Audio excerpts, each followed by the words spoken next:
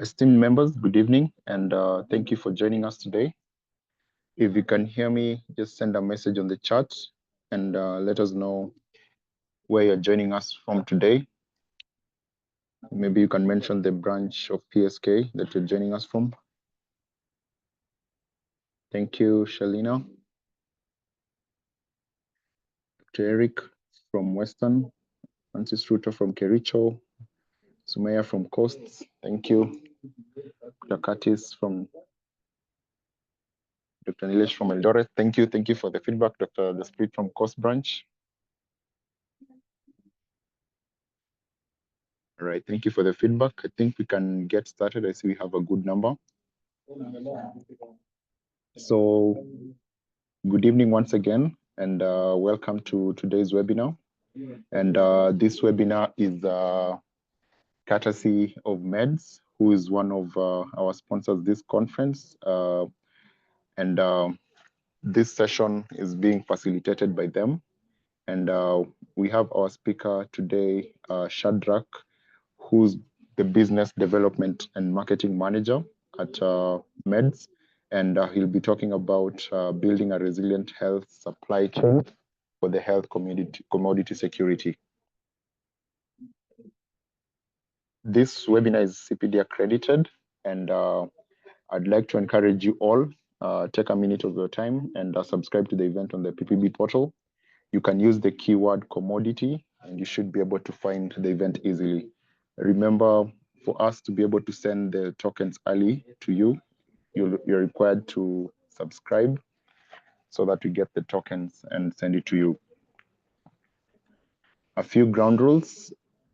You'll be muted during the entire course of this webinar. So if you have any questions, kindly use the Q&A tab, which is just at the bottom of your window, and the speaker will respond to your questions at the end.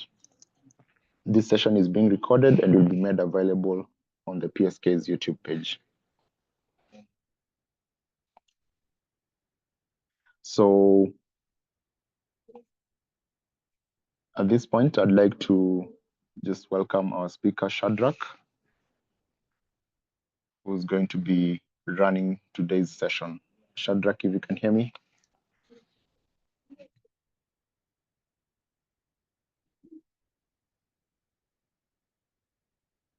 Yes, Dr. Ezron, I can hear you very well. All right, thank you. I think you can share your slides and get started.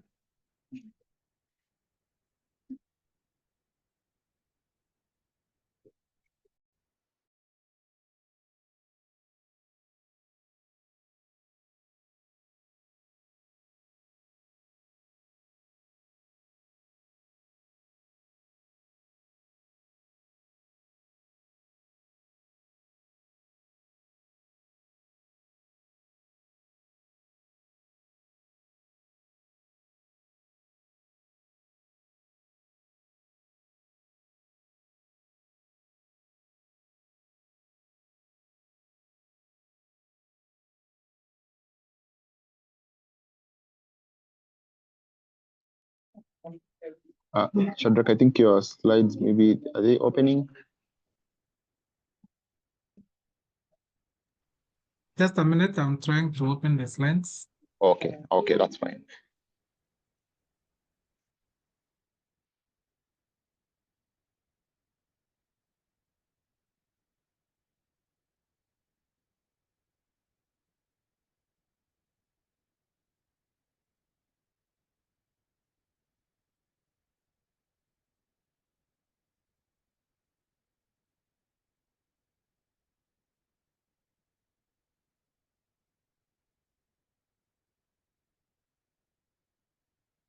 Are you able to see my presentation? Yes, we can see. You can just have it on full screen now. Yes, that's okay. Okay, I can proceed. Yes, please. Thank you very much, Dr. Ezron and PSK members. Today, I'm going to make a presentation on building a resilient supply chain for health commodity security. And I'll start by introducing who is MENTS. Probably there are some people who might not be aware, but MENTS was born in 1986. And the main objective was to provide reliable, quality, and affordable health products and technologies. At the beginning, its main focus was the church health units. And the current vision is to provide transformative health solutions globally. Probably for those who might not know is that before independence, the health systems in Kenya was functioning under the colonial government, and most of the mission hospitals were in operation. And when all these mission hospitals, somehow they were being supported by the government, and probably what happened is that by the year 1962, 63, when Kenya gained independence, most of the mission hospitals were taken over by the government. But some of them retained their identity and they are spread across the country. And they continued to rely on the Ministry of Health and that time to get their health product and technologies. But things changed when the economy was not doing well, and most of the hospitals could come to Nairobi to procure their commodities. And this informed now a sister from US, who was a pharmacist, to set up a shop in Nairobi to consolidate the requirement of the mission hospitals where they could come and buy. MENTS remains a non-profit making organization, and it's registered as a trust of KCCB and CHAC. Currently, we are serving over 2,200 clients of different shape and character across the Sub-Saharan Africa, Middle East, and Caribbean region. In Caribbean region, we are supplying to countries like Haiti, and in the Middle East, we are supplying to countries like Yemen, and Syria, and Afghanistan. And we have also been training health workers, especially on rational use of medicines. And over time, we have expanded our operations to significantly influence the medical supply chain in Kenya and the region by having an WHO pre-qualified quality control lab. Our values include integrity, customer focus, innovation, teamwork, and equity. By equity, we mean that we offer our quality and health products to all under the same terms.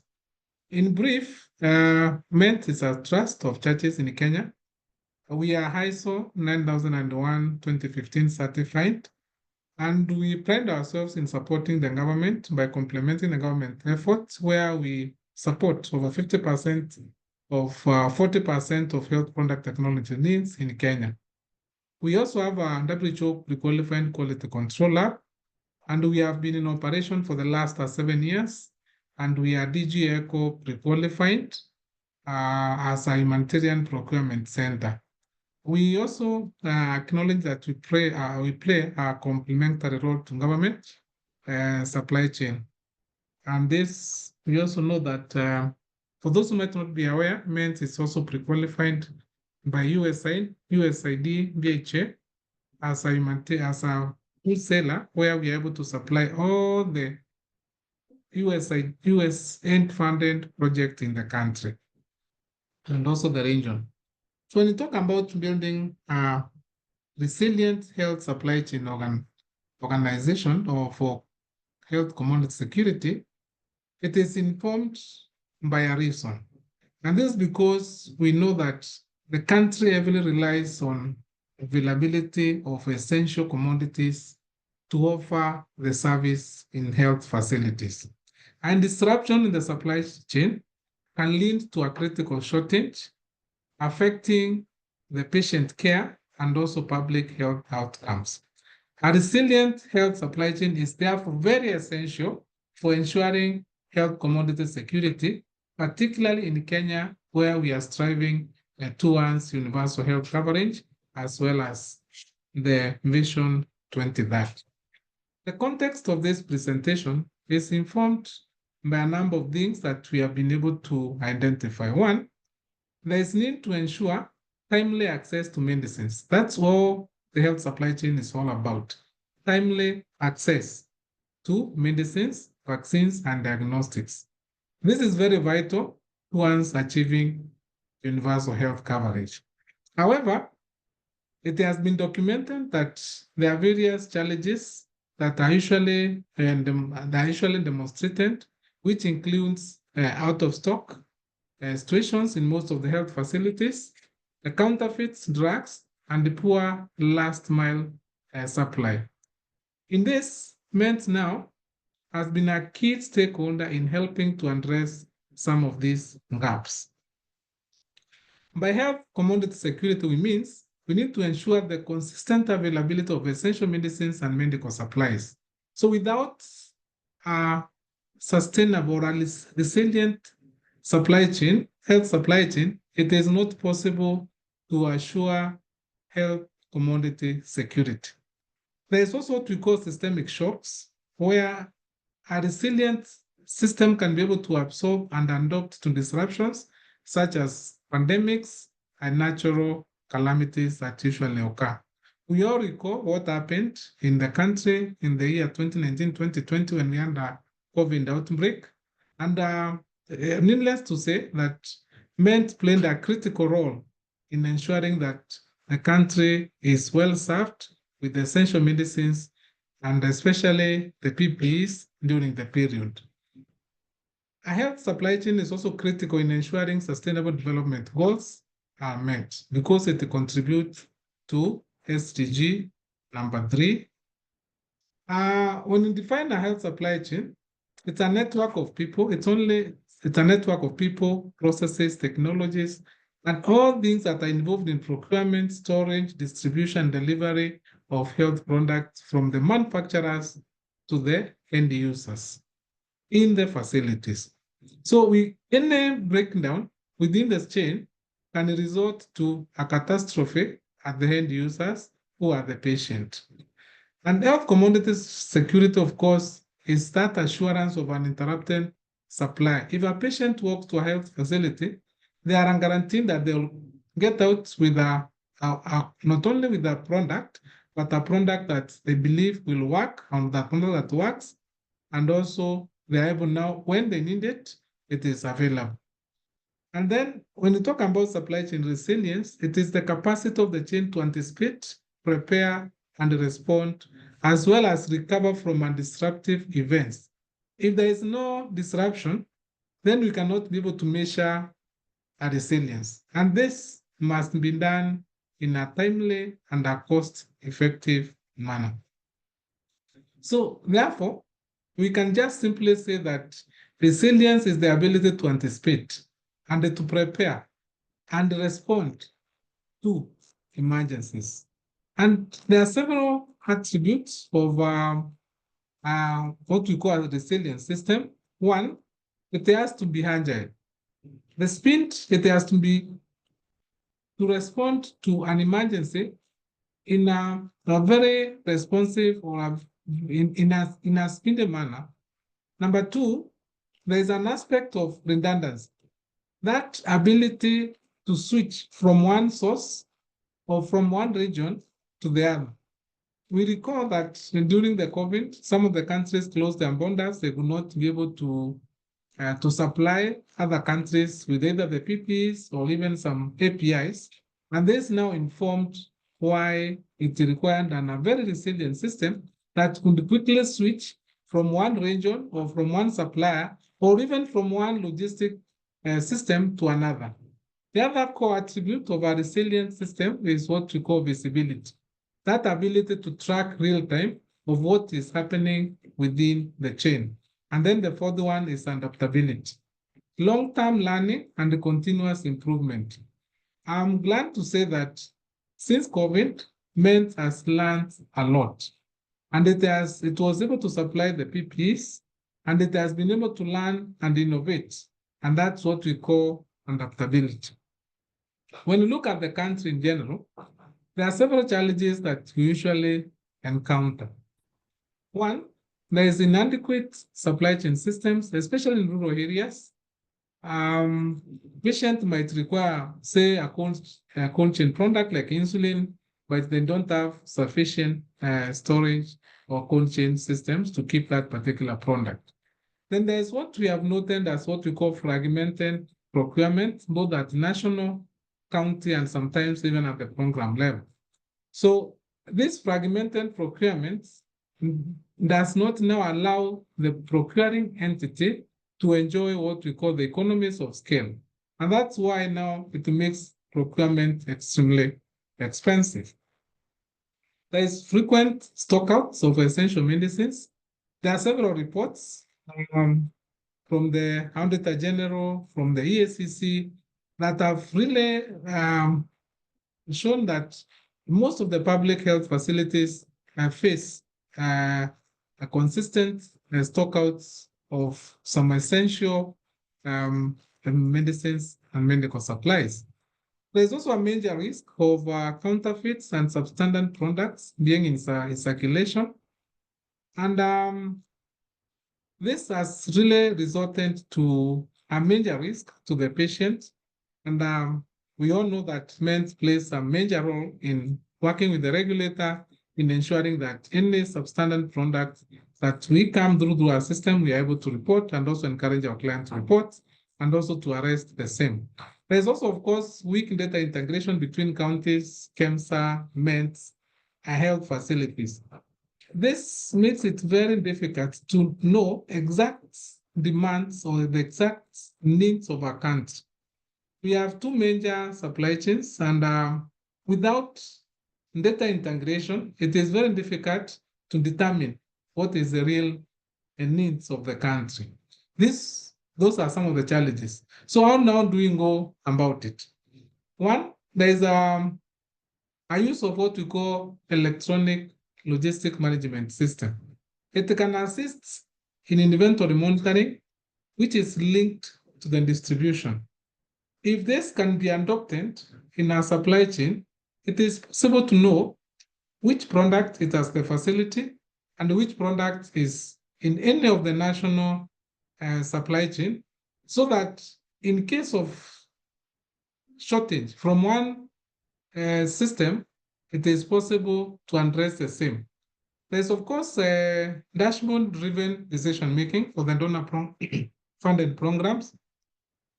At MENT, we have partnered with the USAID, where we rolled out the distribution of ARVs, and we can report that through this partnership, we were able to reduce 40% of stockouts of ARVs when we started distributing. And this is available in the USAID report. The other major issue, and one of the main challenges we noted, is the counterfeit and substandard products.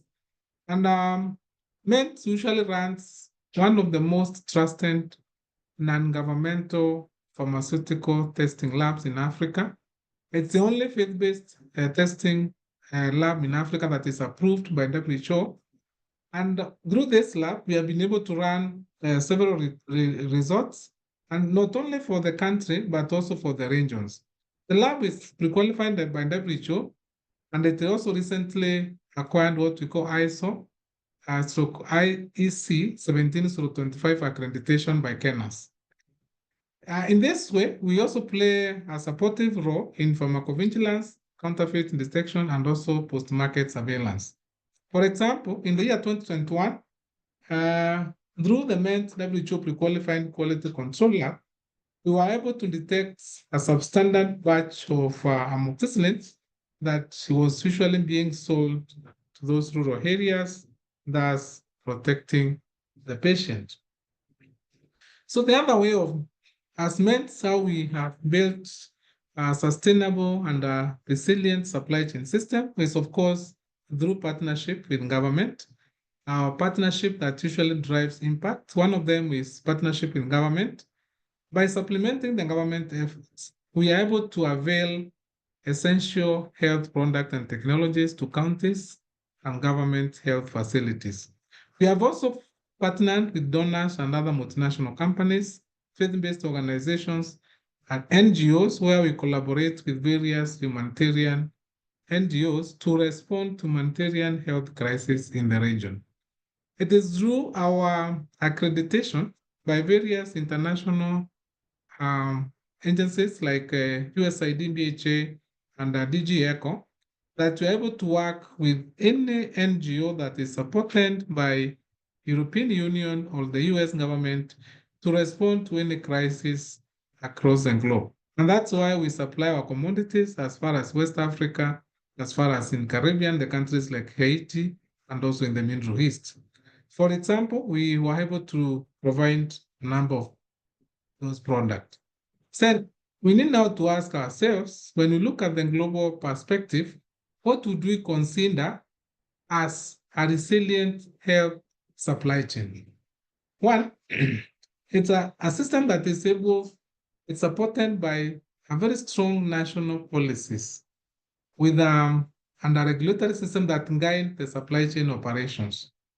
In absence of a good governance and policies, it is not easy to have a resilient health supply chain.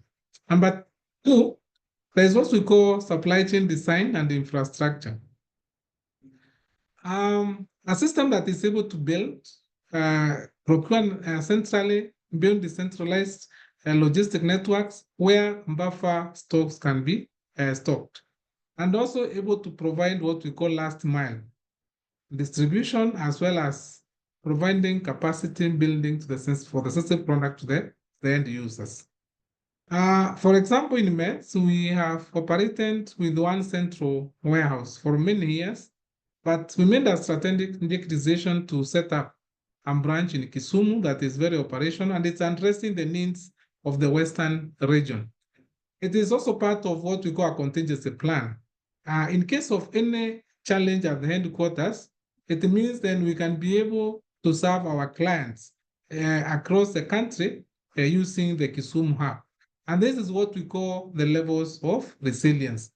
Then there is an aspect of data and data systems, where the use of real-time data tools like LMIS forecasting system to ensure the visibility and tracking of commodities that enable proactive decision-making through data analytics. What we know that is that health is it's very dynamic.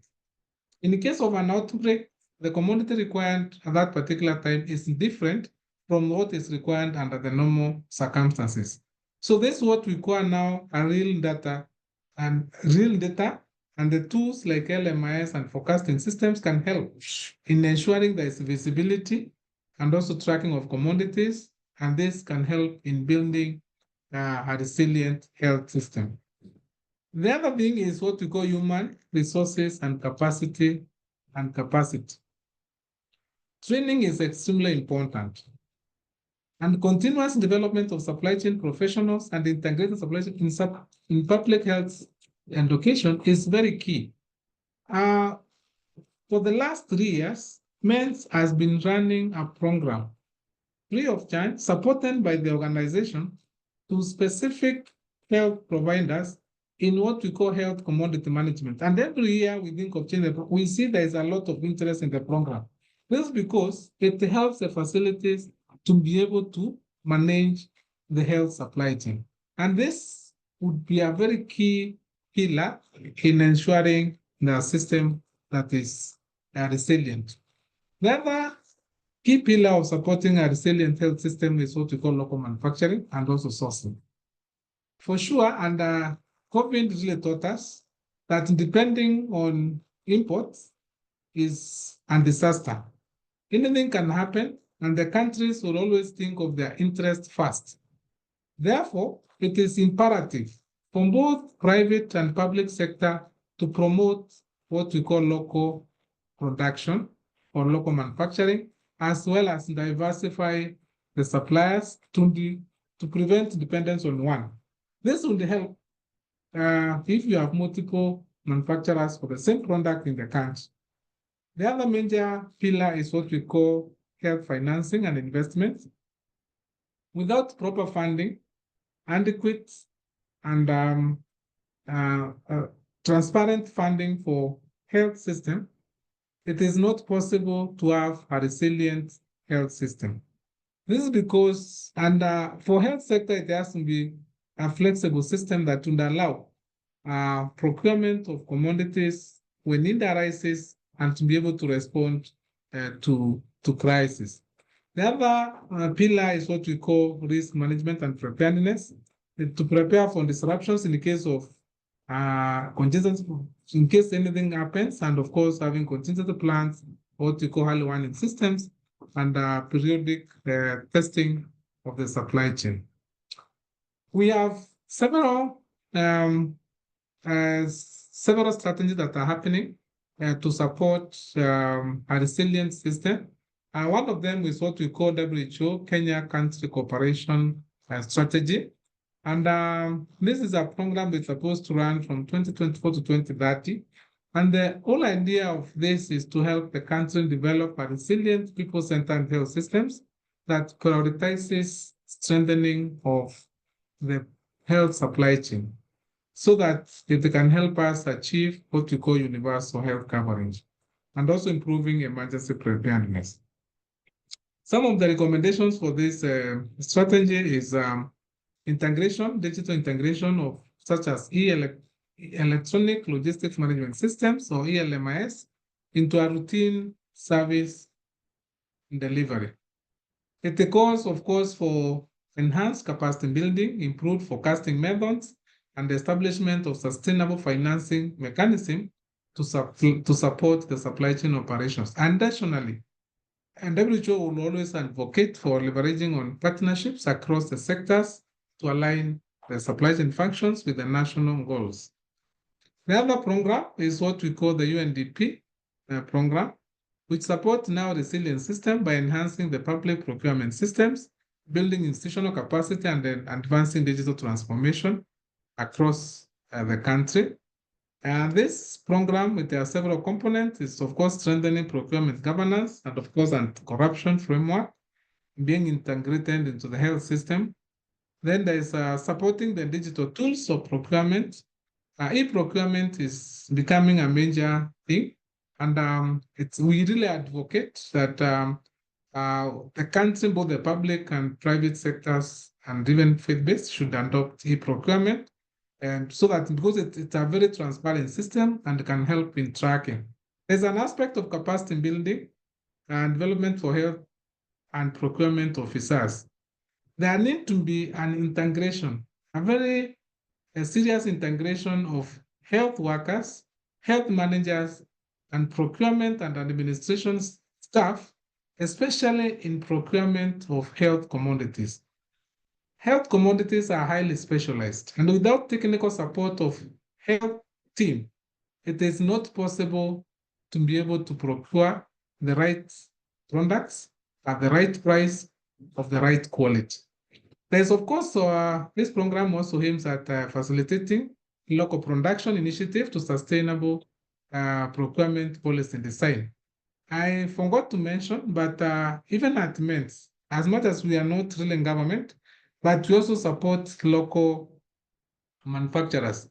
In the event where we have two bidders for the same product and the local is slightly higher than the import, our policy is that would give a preference to the local manufacturer as opposed to an import. And there is a percentage based on the organizational policy, which we of course consider, and of course supporting the client. And this is a way of supporting sustainable procurement. Significance of this is it addresses structural challenges in the health supply chains by promoting efficiency, accountability, and innovations in health sector governance, thus laying what we call a sustainable foundation for resilience. There is also another project which is under UNICEF, and the aim of this project is to strengthen the supply chain by improving the cold storage infrastructure. Of course, we know UNICEF is very strong in vaccines, and that's why their main interest is issues to do with the cold storage, so that they can ensure there's distribution equity, whether the region has electricity.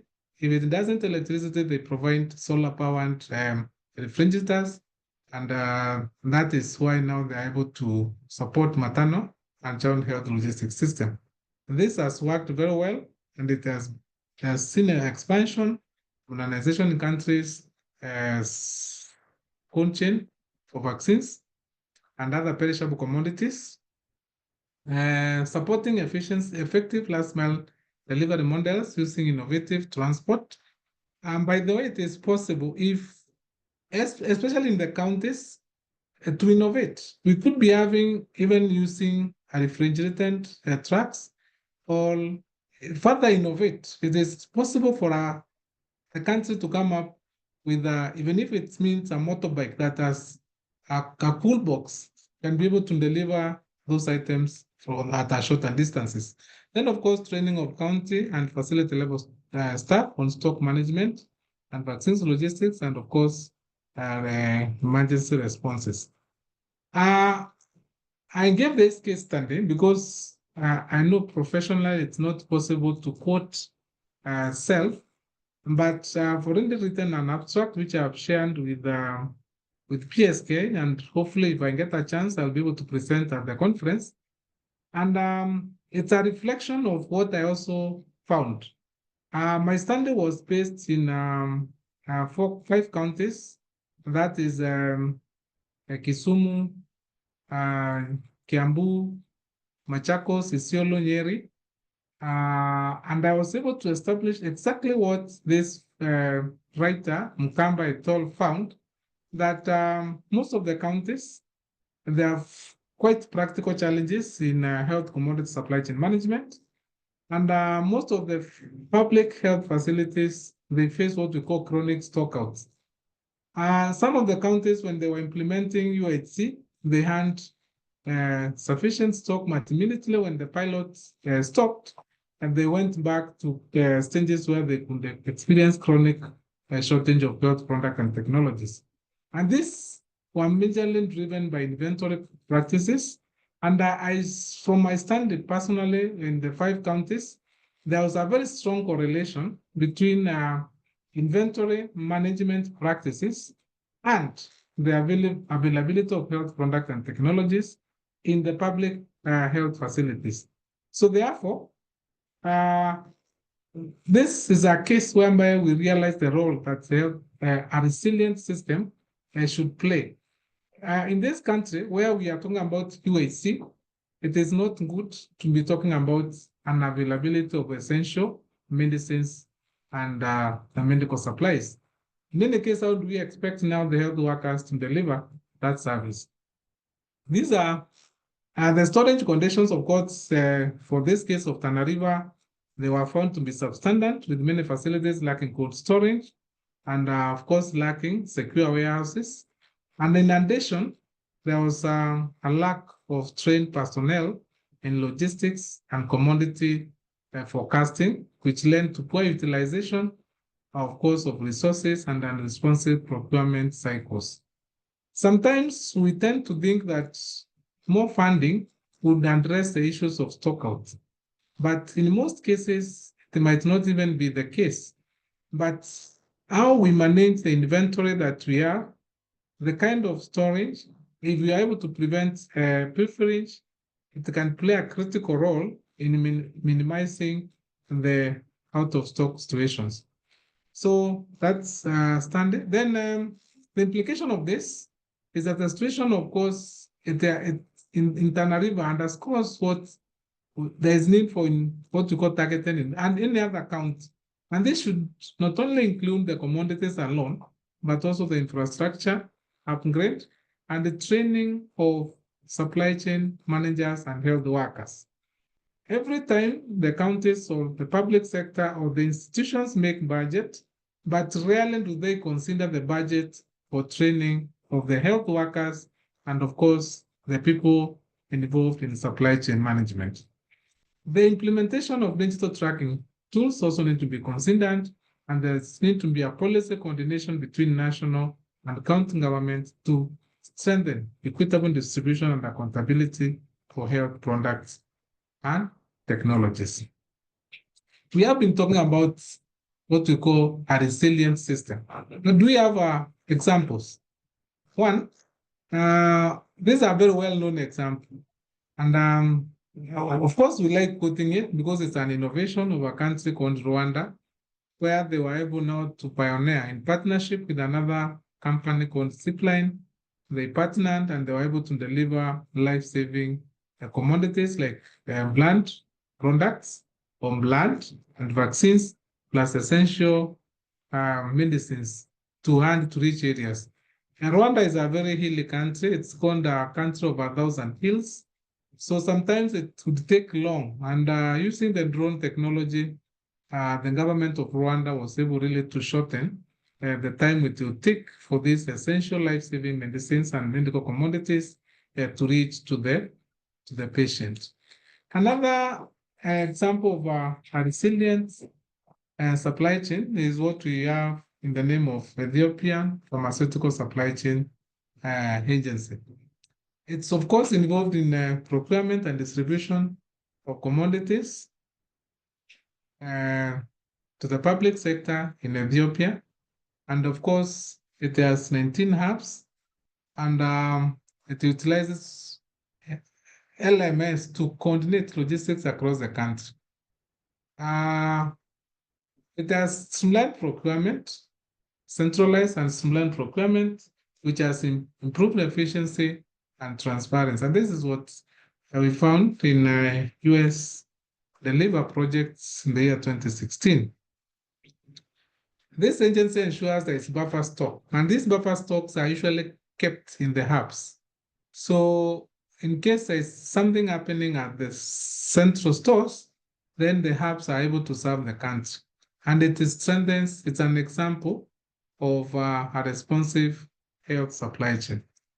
Then, of course, we have what we call India eVINS, that is Electronic Vaccine Intelligence Network, which is designed to manage vaccine stocks and monitor the temperatures in the real time. It operates nationwide and ensures the vaccine visibility by providing data on inventory. So any reduction in the stocks, the data is sent to the central command, and this information is available real time. It has been integrated to mobile app and also other temperature loggers. So, can it statement is a truly resilient health supply chain? Probably yes. But then guess you are the judge. From where we stand, we see that MENS can withstand and quickly recover from any pandemic. It is during the COVID era that MENS was able to supply military for the first time.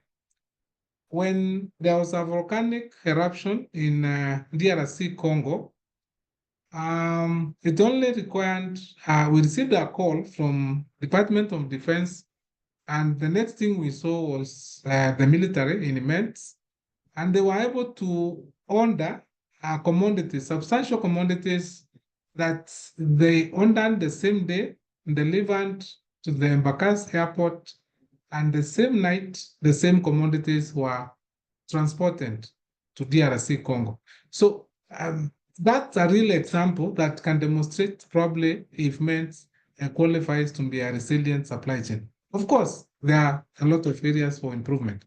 Then, of course, there is strategic partnerships. We have deepened our partnerships with the counties and county governments, development partners, faith-based network, which ensures that we are reliable distribution of health commodities. Currently, we are able to distribute health commodities to every corner of this country without charging any extra cost. So that's really probably could demonstrate how resilient MENS is as a supply chain. Then, of course, we have an hub in Kisumu, which of course is part of decentralization. And then we also build the capacity. I've said that for the last 3 years consistently, we set aside a small budget where we train health workers, especially those involved in health commodity management for across the country. And this is a role that we have been able to do, and I believe we shall continue to do.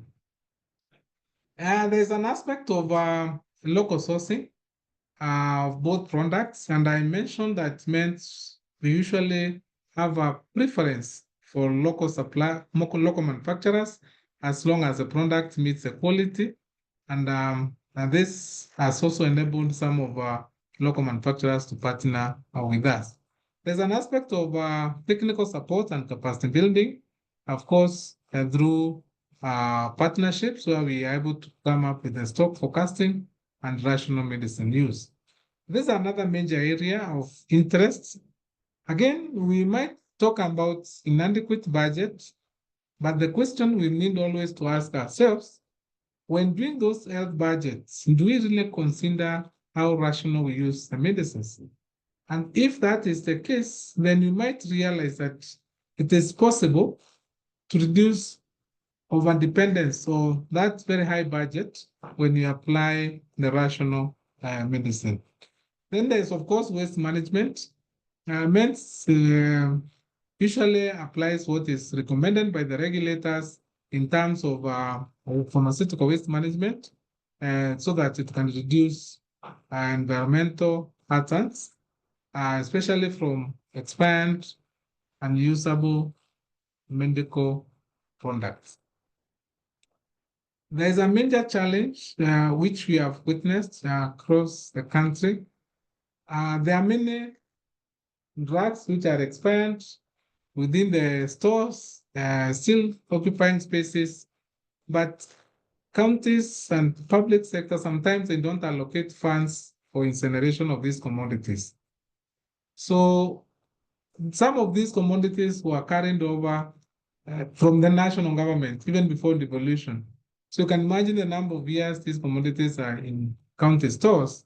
So we do believe that if budget can be set aside, MENS can use its network to support in incineration of this, or probably the counties can have a way of incinerating them. Then there's, of course, ethical sourcing, where we source from suppliers who adhere to internationally recognized procedures. Then there's an aspect of innovation, which means as a supply chain, we are trying to adopt. One is what we call digital transformation. All our operations are driven through an ERP, especially inventory management, procurement, and logistics, and this is usually real time. There's an aspect of using data in decision making, such as in logistics data for forecasting, route mapping, and of course, monitoring consumption trend. This is an area of improvement. We do believe that if there is a further partnership with the facilities, we can be able to have a more accurate data, and this way can help us in ensuring that we have been able to monitor the consumption trend. There is a use of cold chain innovations. MENS, we have a medical equipment unit, and we are currently selling solar-powered cold chain equipment. So it's an innovation to support the cold chain. There's, of course, e-learning platform, which we have established, and we believe and encourage people to work with us so that we can see how we can utilize that. Of course, in this era, it's not possible to talk of a sustainable supply chain without green supply chain, without green initiatives.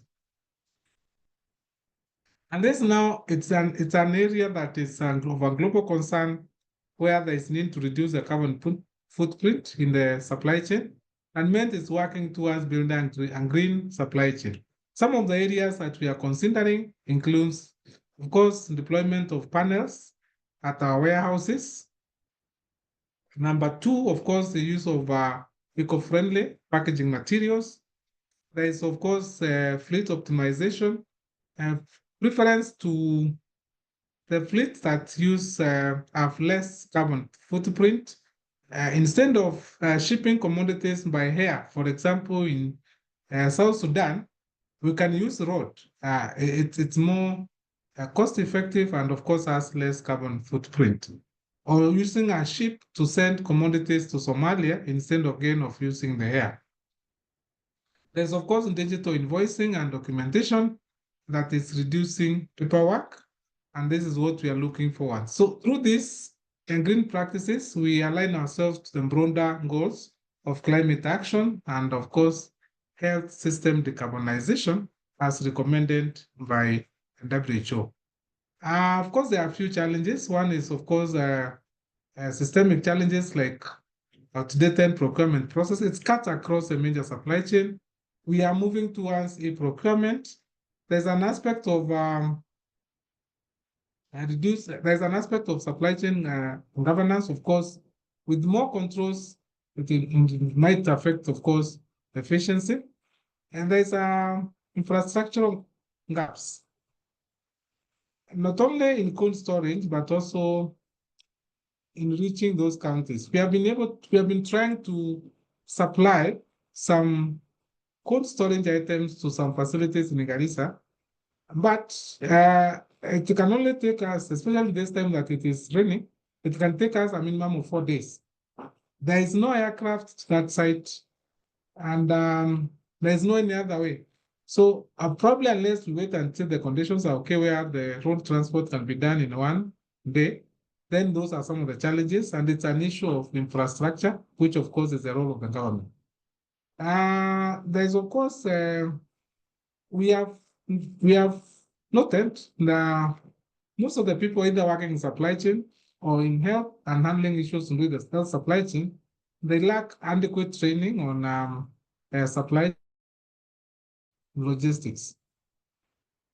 There's, of course, data and technology limitations, and that's why we are saying we are moving towards ensuring that the use of data and digital tools, and of course, e-procurement. Then there's, of course, policy coordination. What we note is that, and this is my main area of interest, where I note that there's a very weak coordination between MENTS, KEMSA, and county government, which sometimes leads to duplication, delays, and stockouts. You might realize an item is out of stock in MENTS, but it's available in KEMSA, and vice versa. And because of those gaps and weak collaborations, and because of policy, it really now makes the final patient suffer. There are some patients who entirely depend on KEMSA, for example, but because the KEMSA is out of stock for a specific product and it's available in MENTS, you realize that they cannot get. And the same applies. So probably this is an area that can be considered.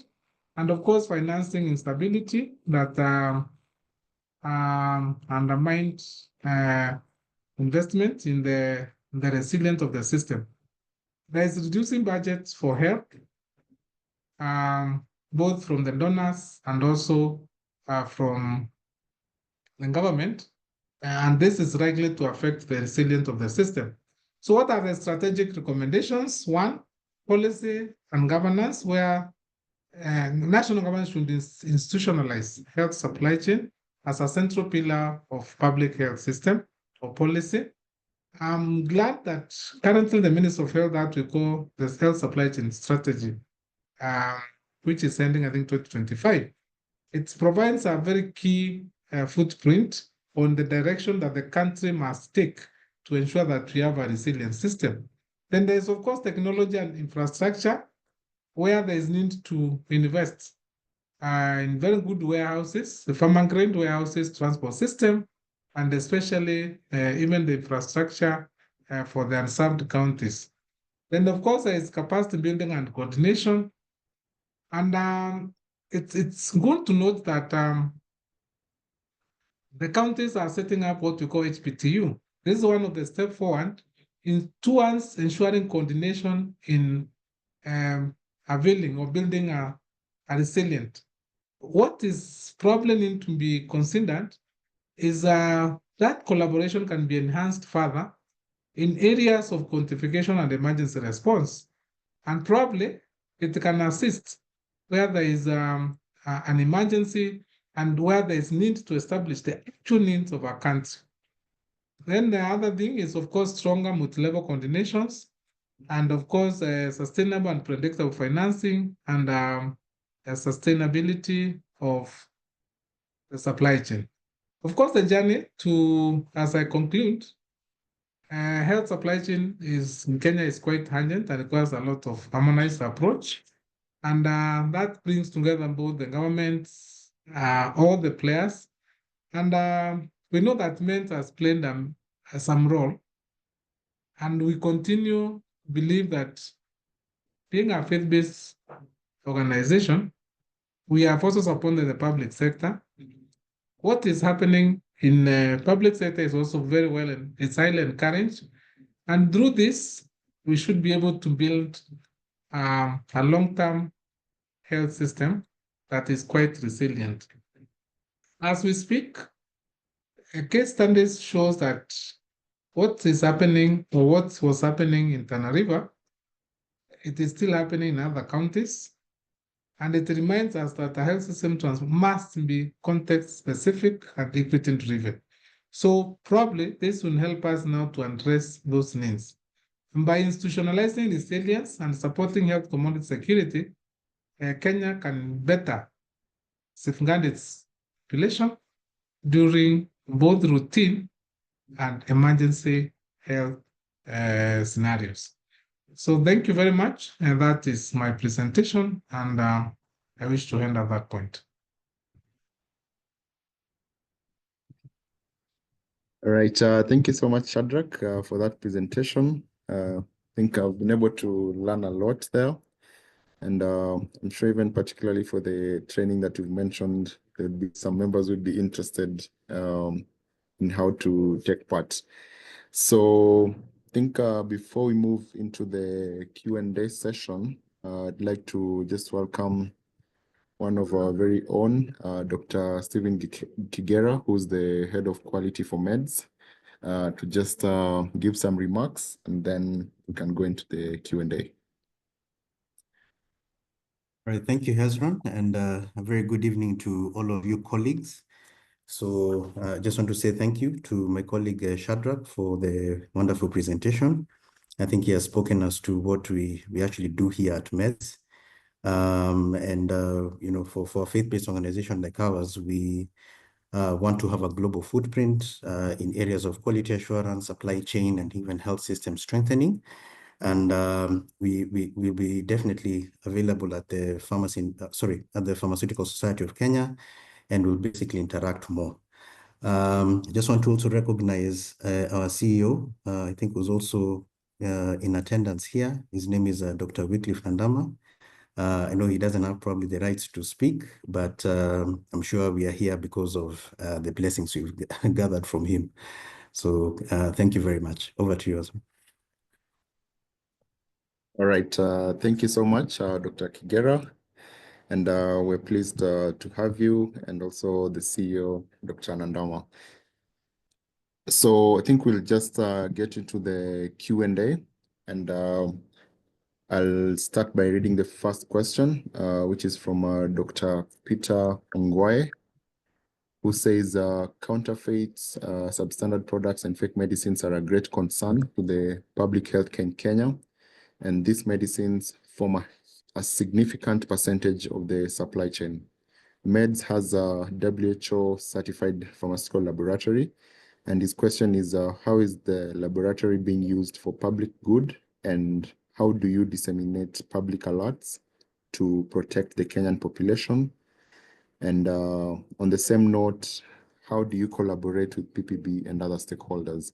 Maybe I think there's a couple of items to respond to over there, but maybe Shadrach and Dr. Stephen, you can assist on that. The Shadrach can start, and then Dr. Kigera can supplement. I'll leave that to Dr. Kigera. Okay. Yes. All right, so thank you very much. Yeah, so quality assurance is basically one of our mandates. And I think we're actually blessed to have, you know, one of the few WHO pre-qualified testing facilities within the continent. Actually, I was just reflecting on the question, and I think what comes to mind is the fact that in Africa here, we have the highest burden of what we call falsified and substandard pharmaceutical products. Yet the number of labs or testing facilities that we have is not enough to be able to meet those the need to basically fight against those falsified and substandard products. Actually, only have 11 WHO pre-qualified labs in Africa, and in Kenya here we have 2. So there's ourselves here as MEDS, and then there is the National Quality Control Lab.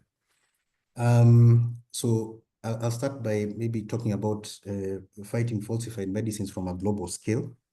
So MEDS being a faith-based organization, we are members of what we call the Ecumenical Pharmaceutical Network. So the EPN basically just brings together faith-based organizations globally, not just here in Africa alone. We have members in countries like Germany, in India, basically in the US. And what brings us together is basically elements of universal health coverage. We want to support, government and partner with them to make sure that health products and technologies consumed in our various jurisdictions actually meet the tenets of, affordability and also quality. So within that network, we basically have all the members equipped with what we call a mini lab. So basically that's a lab in a suitcase. And especially in those countries where they do not have a lab where they can be able to take, suspicious products and have them tested for quality. So a main lab is basically a screening tool. So once they screen and they find that they're getting some, suspicious products, we'll actually send them over to MEDS, and we'll actually do what we call a confirmatory test. We will perform all the required pharmacopoeial tests on the product and be able to, come up with a conclusion as to whether the product meets, the required quality parameters. We've done that over the many years, and if you're able to go to the internet as recently as 23rd of April, there are some falsified amoxicillin products which are discovered in Cameroon, and I think parts of Congo and Central African Republic. Those products were actually brought here, they were tested. We found that none of them had APIs, the required API. This information through our network was disseminated to the rapid pharmacovigilance team at WHO, and immediately a global alert was sent out. So you can go back to the internet, be able to check out on a product called Hilmoxy, and you'll find that that is a work of, this network of faith-based organizations that has culminated in, a falsified product being detected and being made, and the information being made available to the public, warning them of the dangers of, consuming that particular product. So that's what we do on a global scale. Now here back home, we have, first of all, increased our scope. We've invested a lot in our lab. We recently opened up our microbiology lab, a state-of-the-art lab. So we're able to do, end-to-end pharmaceutical testing, basically covering all the tests that we need to cover for all dosage forms. That way, we are able to support PPB, okay? Because we work together with the regulator. The facility is made available for both post-market surveillance activities and also for purposes of registration. So PPB would bring samples either to MEDS or to NQCL and would support them with, very quick turnaround times in terms of testing, and then they'll be able to get the results and take some regulatory action. Within our own supply chain, I think I believe we cover about 60% of the Kenyan market. We do random sampling on a regular basis of, what comes through our supply chain. Basically just to make sure that our suppliers are supplying us with good quality products. Any products that we find to be substandard, we'll definitely put in our database, and we will inform both the supplier and will inform also Pharmacy and Poisons Board. So the data that we have here is accessible to Pharmacy and Poisons Board. And I think in a year we test probably about 3,000 pharmaceuticals. And they're able to use that data to, either come up with regulatory actions, change policy, or, make whatever decisions they have to make. We have published our work. I don't know if I can be able to share some of the links to our articles, but we have published our work for the last 10 years. We're about to release another publication, And basically, we partnered with University of Nairobi to just look at the type of analysis we've done and made this information public so that the public can also know the kind of work that we do in quality assurance here at MEDS. So I hope I've covered the question comprehensively. And over to you, Hesma. All right. Thank you so much, Dr. Gera, for that comprehensive response. And just a follow-up, there's a question on does MEDS have plans to partner with the community pharmacists and their pharmacies? I think Shadrach had mentioned about the partnership that is currently present with the hospitals.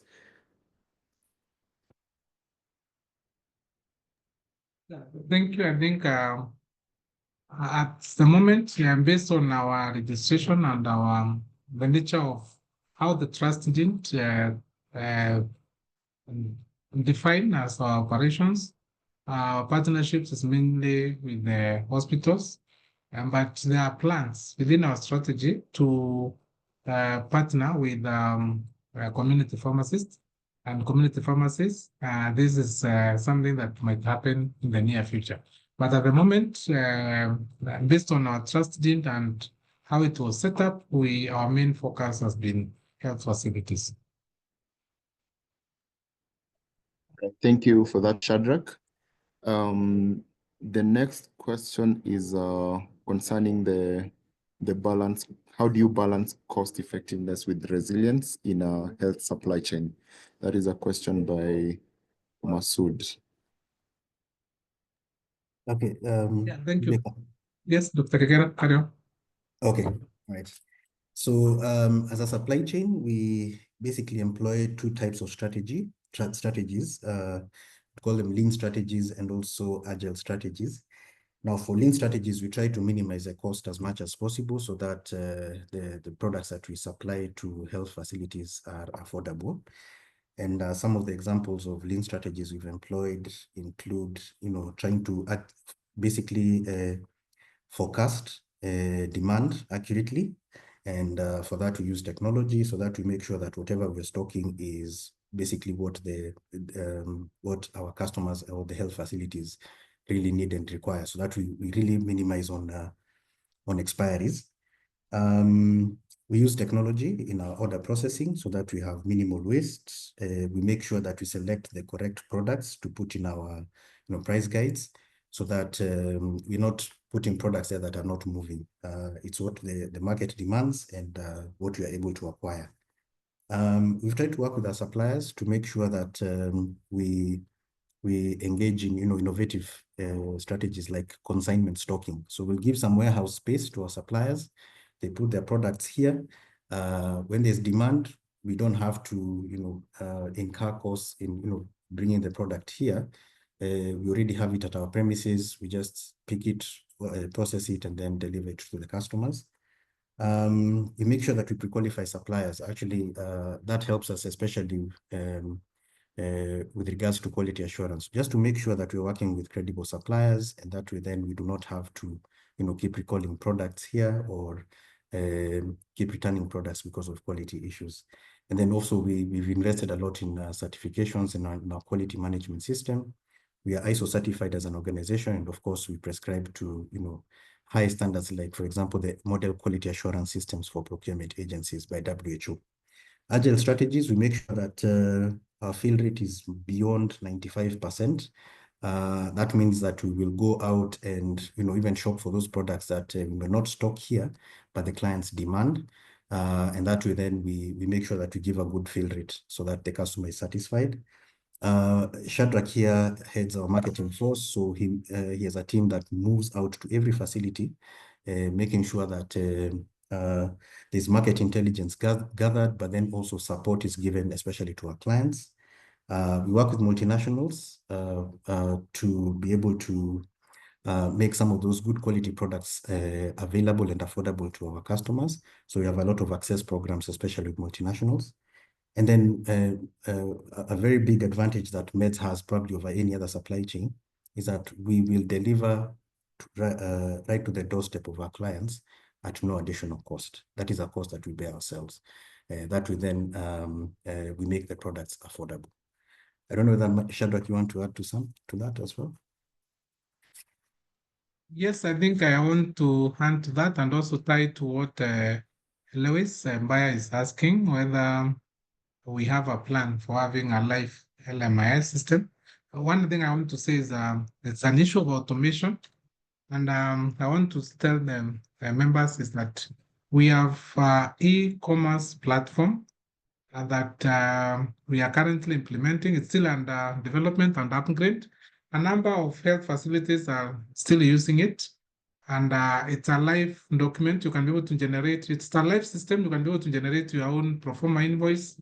You can be able to see the items that are available. You can be able to see the current prices. And this is a live document. This is a live system, sorry. And there are several upgrades that are currently under development. And we are hoping that very soon we shall roll it. It has been operating on a pilot basis. And once the upgrades are done, we should be able to onboard all the facilities on the e-commerce platform. This is our LMIS, especially for placing orders and interacting. Using the same LMIS system, you're able to track your orders from the time the order is received. That means when the order is probably at credit control, when the order is being picked and packed, and then when the order is at dispatch. So we are hoping that once the upgrades are done, we should be able to roll out to all our clients soon. And that's an area of where we are heavily investing on the automation. The other one, which of course it's not taken root, but we are planning on, is what we call e-procurement. Thank you. All right, thank you for those responses. So I think we'll just take, still see we have 4 more questions. I think maybe we can just tackle those quickly. And then the remaining questions for members, you can be able to interact with them during the conference where they'll be having a booth, and they'll also be having some time to speak during the conference. So that will be an opportunity to engage with Dr. Kigera and Shadrach and the entire MEDS team. So there's a question from Dr. Kelvin, who's asking, how do we safeguard against parallel imports whose quality we might not know? And are the parallel imports generally a good or a bad thing overall? Okay, yeah, Okay, that's a very interesting question. But it really depends on which jurisdiction you're looking at this concept from.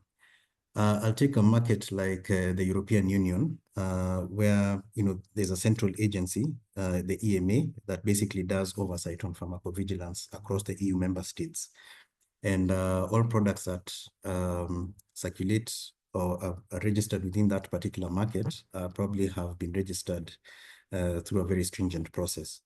So, for example, if a product is available in France and it's not available in Belgium, it can actually be made available in Belgium. You just need to, import it directly. Of course, the quality assurance has been guaranteed because the product is actually circulating within the EU, and the product is made available in the country where there is a demand.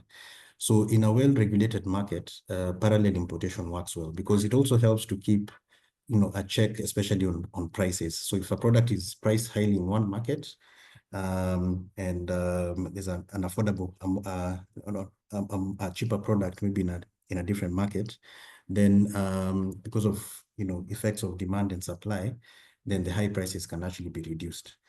But if it works in a market that is not regulated like probably this one of ours here, then it becomes a challenge.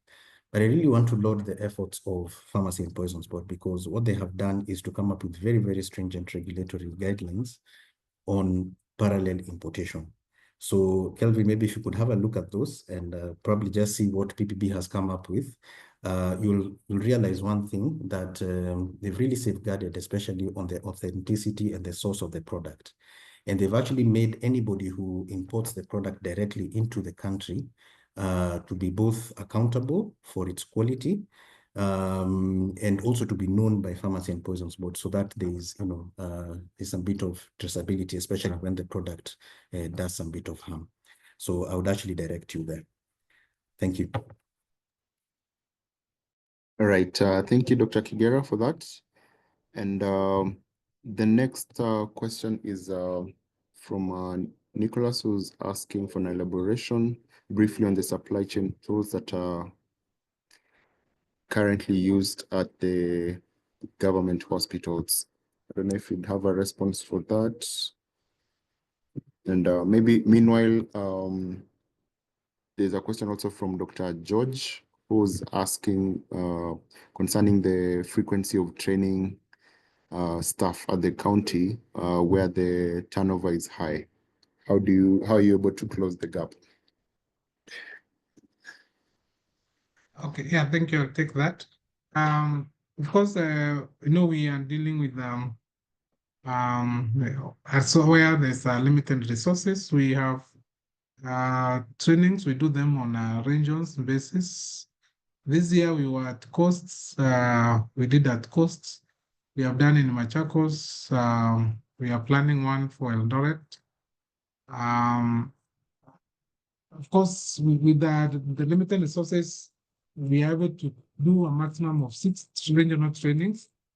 But should the county have a budget where they want to train health workers, we have a health system strengthening arm, which is the main role is capacity building. We can come to your facility on a short notice. We can either do at facility-based level. We can also congregate the participants in one place. We train them. But this one, there is a small fee to it, and because it's usually that harm is self-sustaining. So with the high turnover rates, we encourage, especially decision makers, to ensure that they factor budget for training, because that's an area that we have seen a lot of challenges, and we believe through that budget, it is possible now to partner with MENT and the training within a very short notice.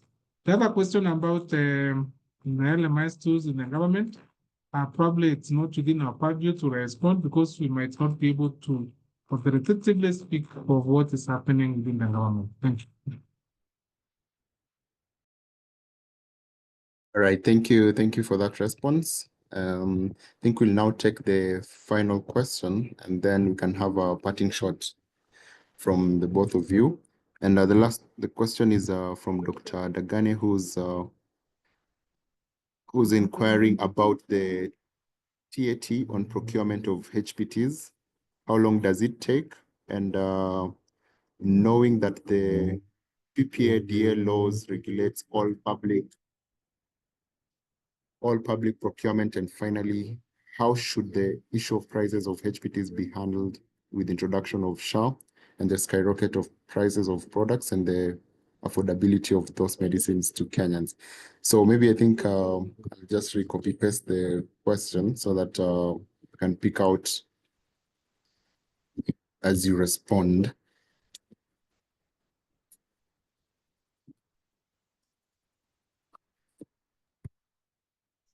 I think on the question, Dr. Kigera will respond on the TAT for procurement, but I'll handle the aspect of pricing for HPTs.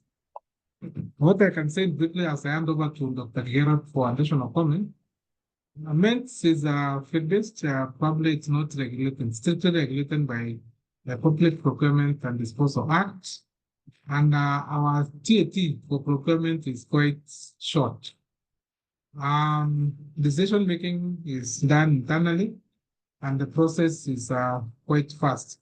It also depends with the products that you want to avail to our clients. We even have a service we call shopping service, where there is a specific need for the client for a product that we do not stock, and we are able to procure that item for them as long as the source is credible and the supplier is reliable and the product is available. So that's a decision that takes a matter of few hours to few days. Regarding the pricing, probably this is an area again of national concern.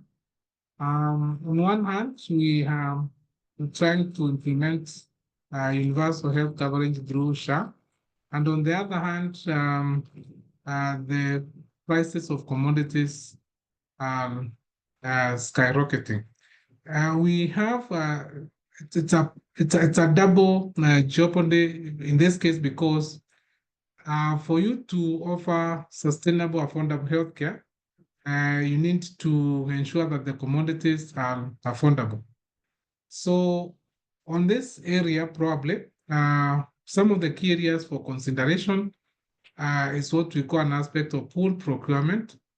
And this means that both the national procurement entity and probably the public, the national entity like MENTS, find a way of partnering and to be able to only drive the prices lower and by applying what we call the economies of scale.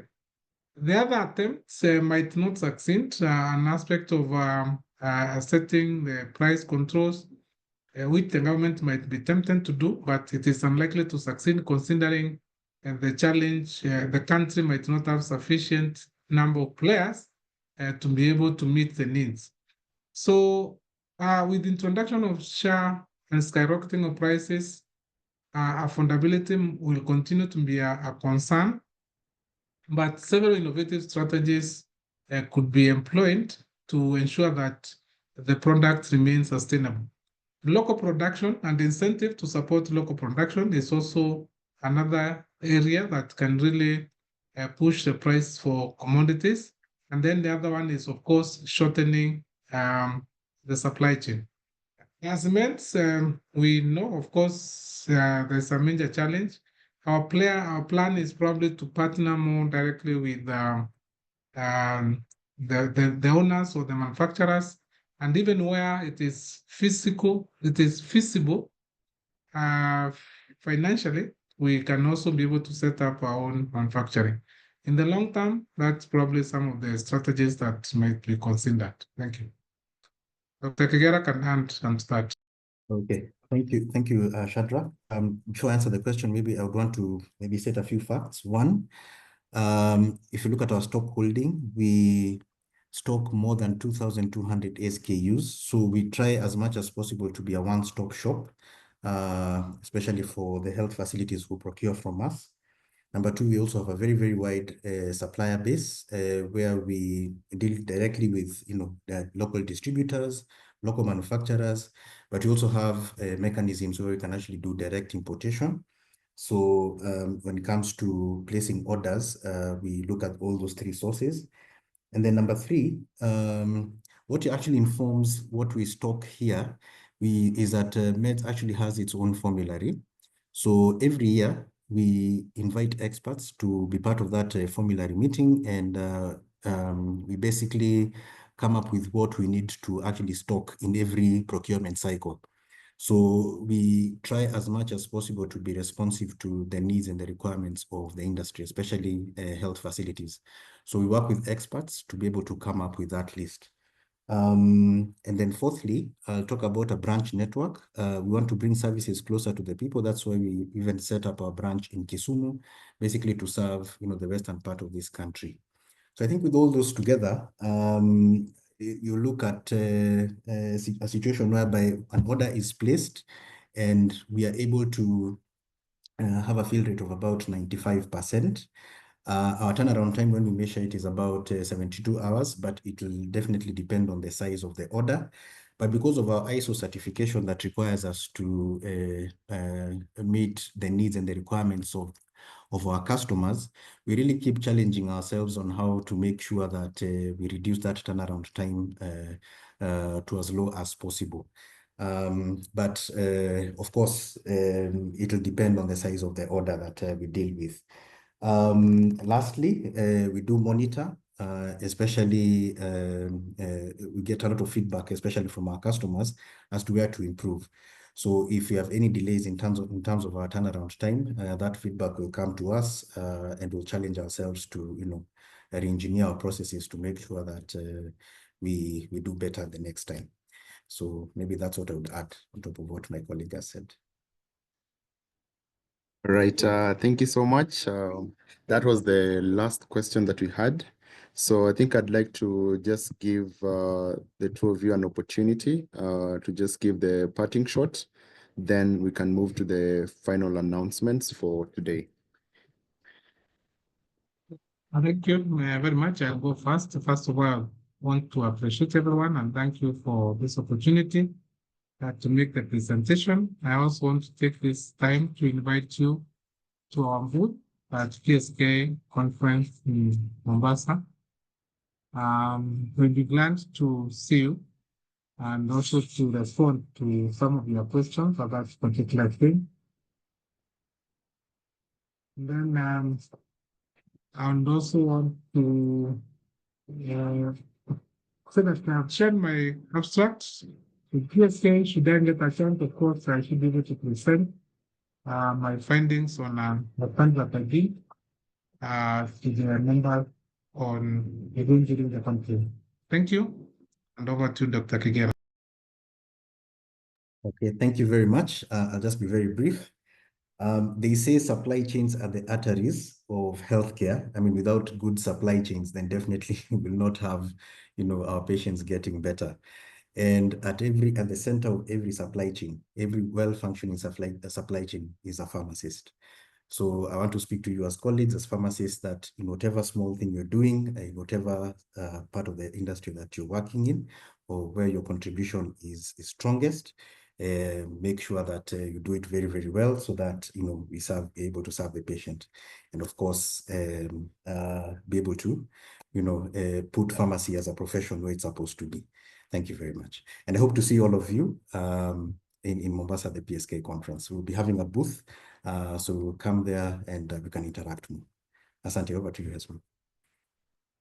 All right. Thank you so much, Dr. Kigera, and also Shadrach for the presentation that you made. I think it was very insightful, and hopefully we'll be able to have more sessions in the future, just getting to learn more about supply chain. So I think another thing to mention is like you've heard, MEDS is one of our sponsors this conference, and they'll be having a booth.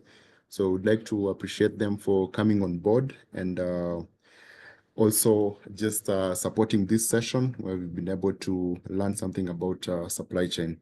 So my encouragement is let's all register for the conference, and we'll be able to interact more and learn more and just to network. So just a few announcements as we close. Just a reminder, ensure that you subscribe to the event on the PPB portal, and you'll use the keyword commodity, and you should be able to find it easily. Also, we have a few days remaining to the end of late bird option or the ticket for the conference. So after that, we'll be having on-site registration fees that will be applying. So ensure you take advantage of the discount before we move into the new month where we'll have the on-site registration fees. As we end, just a reminder from the Pharmacy and Poisons Board that you're required to report all suspected adverse events and poor quality health products and technologies to the Pharmacy and Poisons Board. And you can do that via 3 ways. The first 2 options are for healthcare professionals, where you can use the website, PVRS, pvpharmacyboardkenya.org, or you can use the mobile application, which you can download on Google Play Store or the Apple Store. And finally, for the members of the public, you can advise them to use *271#, and they'll be able to submit their report. And that marks the end of this webinar. Once again, I'd like to appreciate MEDS, the MEDS team, Dr. Stephen Kigera, Shadrach, and the entire team at MEDS. Thank you so much for the support, and we look forward to having more sessions like this. And to everyone who's been able to attend today, thank you so much and have a good evening.